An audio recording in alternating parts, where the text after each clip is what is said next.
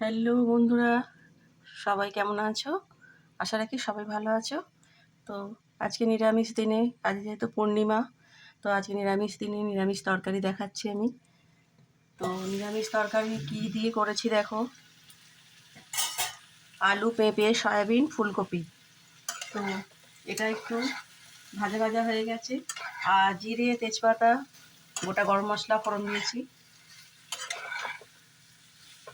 আর দিয়েছি টমেটো, নুন, হলুদ, মিষ্টি, সবই দেওয়া হয়ে গেছে।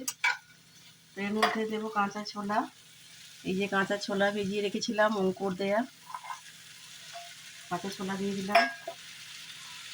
আর বন্ধুরা, এর মধ্যে চিলি ফ্লেক্স আর একটু আলুকে সেদ্ধ করে রেখেছি, এটা দিলে গ্রেভিটা ঘন হবে।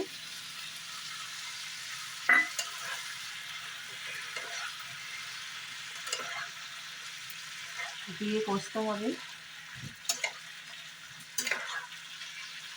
একই সঙ্গে আমি সয়াবিন, ফুলকপি, আলু, পেঁপে সব কিছু একই সাথে ভেজেছি, আলাদা করে আমি কিচ্ছু ভাজিনি।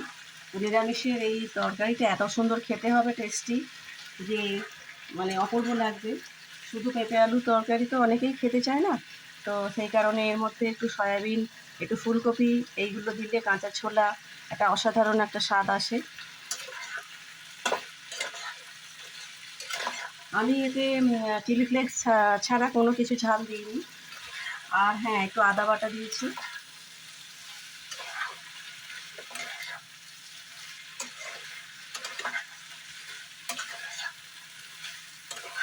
একটু এটা একটু কষাতে থাকবো।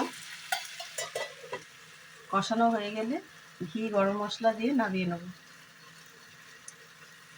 তো বন্ধুরা, ঝোলটা ফুটে উঠেছে, আমি কসুরি মেথি দেব উপর দিয়ে, আর দেব যে গরম মশলা, মানে গরম মশলা, ভাজা মশলা আর কি, যেটা আমার করা থাকে,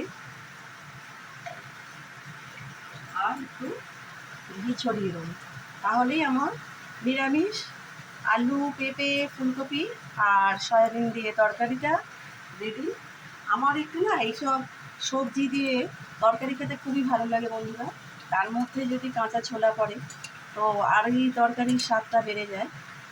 তো কত সুন্দর একটা কালার এসছে দেখো।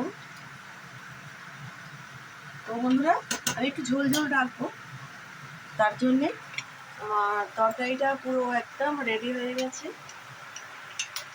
তো কেমন দেখতে হয়েছে দেখো, খুব সুন্দর লাগছে দেখতে।